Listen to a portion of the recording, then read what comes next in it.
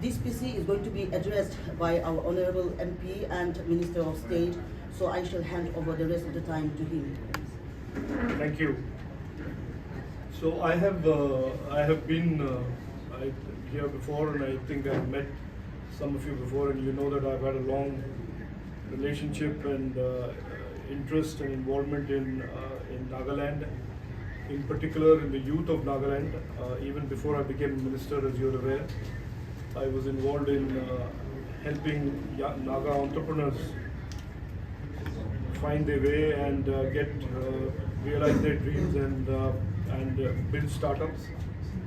And so in the context of these elections in 2023, I certainly think that these are important elections because these are not like any other elections. These are an election that represent a continuity, that the last 5 years of progress that Nagaland has made, the youth of Nagaland have made, needs to be continued, because around the corner is the promise of tremendously more opportunities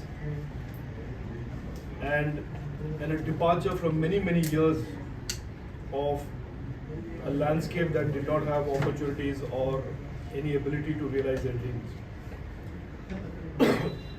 When I meet young Indians all over the country, and as I meet young Nagas when I come to Nagaland, I share with them this story of India and its journey from 2014. During elections, many parties come, they drop by, visit, make statements. But it is important for everybody to understand in 2014 what India was and in what precarious situation the Indian economy was. And today, in 2023, 9 years later, how India is the 5th largest economy in the world, the fastest growing innovation and startup ecosystem in the world, the fastest growing economy in the world. And that has happened because over the last 9 years, over 2 elections, Prime Minister Narendra Modi ji and the BJP have worked hard to transform the entire landscape for the young Indian, and indeed in these elections for the young Nagas. I always use one example to demonstrate how far we have traveled as a country and place that as a goal for Nagaland as well. In 2014, and I don't know how many of you are aware here, over 80-85% of mobile phones used in India were imported. And in 2022-2023, 100% of the mobile phones that are consumed in India, including Apple, Samsung, all of these big brands, are manufactured in India. I say this because this highlights the potential and promise that we have and what Prime Minister Narendra Modi ji and the BJP is building for the future young Indian and the young Naga.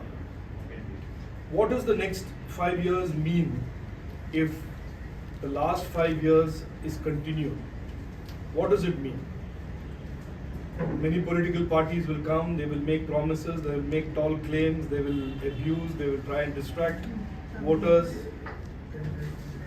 But in essence, the next 5 years are years that will represent huge opportunity for the young youth of Nagaland, as it will represent for the rest of India as well. For example, the Prime Minister in the budget has announced 8,000 crores for skilling. And one of the most important things in the manifesto or that the BJP has promised for the youth is that over 80 to 90,000 youth of Nagaland will be skilled every year in industry-ready, future-ready skills that will provide them not just employment opportunities, but provide them self-employment opportunities. Number 2, that a Digital India Startup Hub, which is today only in Kohima, will be in every district of Nagaland. Therefore, young Nagas who are technologically savvy and are today, as you know, over the last 3 years, in Dimapur, Kohima and Chuchuimlang, we have started 3 digital NILITs, which do digital skilling. Similarly, in the coming 5 years, in every district, we will start a Digital India Startup Hub which will be an innovation and incubator and a startup for young Nagas who want to create startups. As you know, India has today 90,000 startups, 109 unicorns, and it is certainly Prime Minister Narendra Modi's dream that the next 5 years there are unicorns from Nagaland and there are many hundreds of startups from Nagaland. Nursing and healthcare is one of the biggest areas today where the world requires talent, and it is in the budget announced that there will be many nursing colleges opened, and it is clear that at least 1 or 2 nursing colleges will be opened in Nagaland for young Naga girls and young Naga men who intend to make healthcare their profession. There are many such things, but the bottom line that I want to share with you and through all the young voters and the voters of Nagaland is that Nagaland is on the threshold of leaving behind decades of despair, decades of strife, and moving into an era of opportunities, development for even the remotest district and the remotest Naga in the remotest district. This determination is not an empty claim, because this is what India has seen and experienced in the last 9 years. And the last 5 years, the alliance, the double engine alliance between the NDPP and the BJP have made tremendous progress and taken Nagaland forward. But in the next 5 years, we expect to take that even to the next level and really create opportunities for all Naga youth and indeed all Nagas. And all of this will be done in a saying that in Hindi, the Hon.Ble Prime Minister has made our political ideology, which is Sabka Saath, Sabka Vikas, Sabka Vishwas, Sabka Prayas, which is in English, all together, progress for all, development for all, prosperity for all, but working together to create this era of prosperity, peace and development. So I'll leave it at that, and I'm quite happy to take any questions or queries that you have. Sir, you being an entrepreneur yourself and also the Minister for Skill Development, Entrepreneurship, Yes. Electronics and IT, the state, Nagaland has been lagging behind, as you mentioned. So what do you feel is the reason why the state is lagging behind? Look, I will give you one example. It requires for states to be to reach a certain critical mass in terms of the digital economy takes time. It requires the skilling capabilities to be built. It requires youth to be motivated. It requires investments to come. And the example that I use about the future of Nagaland is the following simple example. 6 years ago, if somebody had asked me, or 7 years ago, if somebody had asked me, will Uttar Pradesh become one of the hottest destinations for technology in India? You would have said no, I would have said no, everybody would have said no. Because there were law and order issues, investments were not going there, it was not the preferred destination. But today, Uttar Pradesh is one of the hottest segments for technology investments and startups. It is exactly like that. We have laid the ground in Nagaland. Digital skilling centers have been created. As I've told you, there is a clear goal that we will skill 80,000 to a lakh of young Nagas every year in advanced skills. And the moment that type of talent is available, that type of commitment with Digital India startup hubs in every district, investments will come, and therefore every young Naga, instead of having to go to Bangalore or going to Hyderabad and working in a startup, it is my dream and our Prime Minister's dream that the next wave of unicorns should come from the northeast, and in particular since we are in Nagaland, from Nagaland. Also, in addition to my previous question as well, BJP has been stressing for fast-tracking development. However, resolving Naga solution has been the core issue. So do you feel that the stagnancy of non-development or less entrepreneurship in the state is due to the non-solving of the Naga political issue? I don't necessarily want to link the two directly, but I think it is clear that law and order peace has a direct correlation to investments, and investments have a direct correlation to jobs and self-employment, and that in turn has a direct correlation to the economic growth. Many states in India today that had in the past had been states that were deficit states that were not generating economic activity of their own have now become, due to leadership, due to political partnership between central government and the state government, have become active, fast-growing economies. Like I said, Uttar Pradesh is a classic example. So I see I have conviction and I'm convinced that another 5 years of this double engine government working together will see Nagaland move from being an economy that was always depending on Delhi to an economy that will be a surplus, positive economic activity driven economy.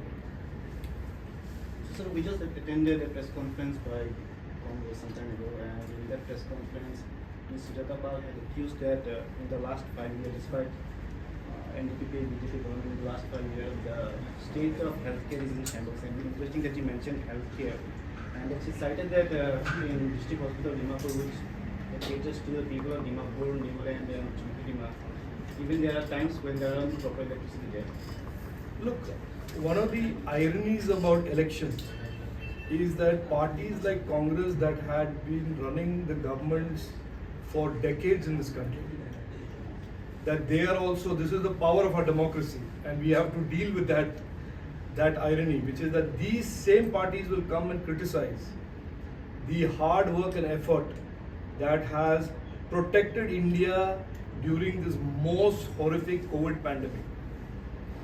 India as a country today is a shining example of how lives and livelihoods were protected during the one crisis that fell, and that was in front of every country and every people around the world. And how has India come out after the pandemic? We have delivered 220 crore vaccines made in India. We are the fastest growing economy in the world. We are the highest FDI in the world, and we are the fastest growing innovation and digital economy in the world. I will not say too much about the Congress, excepting to say that in 2014 they left this country in ruins, and the best way to respond to the Congress's election time rhetoric and what I call nautanki is to quote to you what a voter in UP told me during the elections in UP. That if the Congress was in power during COVID, the vaccines would have been available to a very few people, most people would have suffered, and certainly commissions would have been made by some Congress family member. So I don't get into a tutu meme with the Congress. We are presenting to you our record for the last 5 years. We present to you our record for the last 9 years in the central government.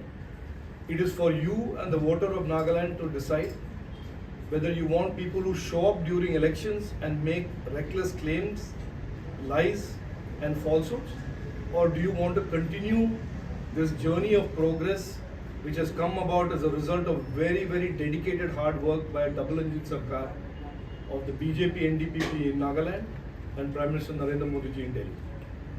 Sir, in regard to the 90,000 youth that will be skilled every year in Nagaland, what fields are we looking at, and which skill development fields? So the way this works is, and if you see the budget language, it says the Prime Minister's vision is industry ready and future ready. The post-COVID world today is seeking out Indian talent. Whether it is Europe, whether it is Japan, whether it is USA, they want Indian talent. But they want Indian talent in high-tech areas. They want Indian talent in very well-trained hospitality. They want Indian talent in many, many areas, including healthcare and healthcare technology. So the skills, and the Prime Minister has announced 30 Skill India International Centers. One of them will certainly be in Nagaland, which is to skill our youth to even take care of global opportunities. Skill our youth also for the high-tech opportunities within India. The digital economy, that is the technology space in India, has created jobs of almost 18 lakh new jobs in the last 1 year. 18 lakh new jobs. We want Naga youth to have the skills to grab those opportunities. Because those opportunities require skills. Yes. To send them out of the state? No. No. I mean, we skill them here and then No, we no, no, send no, them no. out. I think I know you think it's a clever question, but I'll give you a clear answer. Yeah. This gentleman asked me that question. Investments follow where talent is and opportunity is. In the event there is no talent, investment certainly will not come. But if you create a pool of talent, if you create the enabling environment, like I said, Digital India startup hubs, which allow a youth to look at self-employment as an opportunity, create more and more capability within that ecosystem, investments will also follow. It is today one of the fastest growing segments in the IT space is in smaller towns and smaller cities. In the Kohima Startup Center that we set up and we inaugurated just a year ago, we are seeing a lot of demand for people to come and set up startups. But the key is talent. You need to be skilled for the future-ready jobs and future-ready opportunities. So an update on the smart city, Kohima Smart City.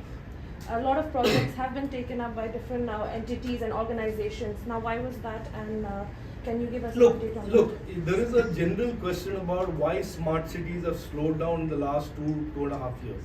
And it's a legitimate question. I come from Bangalore, and I am asked the question as an MP representing my city. Please understand one thing. In the last 2.5 years, if you were a municipal corporation of Kohima or a municipal corporation of Bangalore or a municipal corporation of Mumbai, your number one priority was to protect people.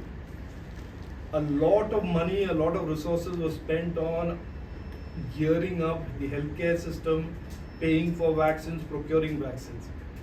In this budget, the Prime Minister has recognized the need for creating modern cities, and he has talked about more reforms in our cities and talked about sustainable cities. So to answer your question, especially on cities in hilly regions and northeast, there is a clear focus within the Urban Development Ministry in India, Government of India, to create a much more customized framework for towns like Kohima and for other towns that are the hill towns as they call it. So don't please assume that the last 2.5 years of lack of progress is in some sense a report card of that scheme or program. I think whether it is Bengaluru, whether it is Mumbai, whether it is many other cities, the last 2.5 years the focus and priority has been to protect the lives of people. Modi was denied. Oh, yeah. Modi was denied permission by the Nagaland government. Look, one of the things about, you see, we are used to this. I think in the BJP, our popularity, our development focus is a momentum, is a discourse or a debate that people cannot fight on merit. So people will either tarnish us on some other grounds of religion. Some people will tarnish us on try and block our public meetings. This is fine. We have no problem with this. If they may try and not give Prime Minister Modi ji an opportunity to speak, but the people of Meghalaya, the people of Nagaland, people of all over the country are certainly experiencing the impact of Prime Minister Narendra Modi ji's good governance, and will continue to experience that. Any party that tries to create these artificial roadblocks may think that they are successful and that is their political strategy, but we think good governance and serving our people is our strategy, and we will continue to do that. Last question from my end. ULB election is around the corner, so anyone can answer on this. Will the BJP and NDP contest the ULB elections with the alliance, or will they? No, look, let me answer that question. I think of course, I'm not preventing anybody from answering. Look, the way we work is our alliances are not opportunistic alliances. Our alliances are built on the basis. Prime Minister Modi ji's view towards alliances is not somebody has 10% vote and that 10 plus our 6 will make it 25. That's not how we approach it. We approach it based on a common framework and a common vision that we want to improve the state. We want to transform the lives of the people. And if there is a need for the alliance to be extended to all of these other important third tier of our democracy, we will certainly explore that and do that. But that is a milestone down the road. We intend to work with our alliance partners wherever they are in the country. We want to work on a common mission of transforming India, transforming the state, transforming the city. And like the Honorable Prime Minister has said, we believe that India today is the 5th largest economy in the world. In a few years, it will be 3rd largest. And we are on the cusp of becoming a developed nation in the next decade. And that is our mission, and that is what we are focusing on. So, are you hinting on a possible alliance for the ULP? No, I'm not hinting, I'm not saying yes or I'm not saying no. You asked me a question and I'm giving you a very clear, unambiguous answer. That road, that bridge will be crossed when we come to that bridge. But the basic principle on how we view alliances, I just shared with you, is durable. It's about transforming the city and transforming the state and transforming the country. And those alliances are very, very permanent.